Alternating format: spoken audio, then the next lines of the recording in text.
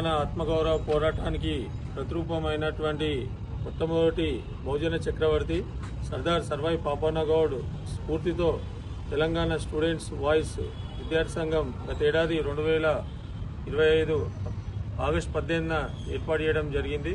ఏర్పాటు చేసినప్పటి నుండి విద్యారంగ సమస్యల పరిష్కారం కోసం మా వంతుగా ప్రయత్నం చేయడం జరుగుతుంది.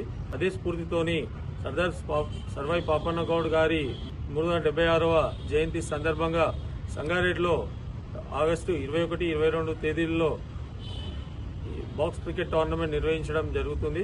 ముఖ్యంగా ఈ టోర్నమెంటు యువతలో క్రీడా స్ఫూర్తిని పెంపొందించి సర్దార్ సర్వాయి పాపన్న జీవిత చరిత్రను తెలియాలన్న ఉద్దేశంతో ఈరోజు తెలంగాణ స్టూడెంట్స్ వాయిస్ ఆధ్వర్యంలో ఆగస్టు 21, 22 తేదీల్లో జూనియర్ కాలేజ్, డిగ్రీ కాలేజ్ విద్యార్థులకు ఈ టోర్నమెంటు నిర్వహించడం జరుగుతుంది.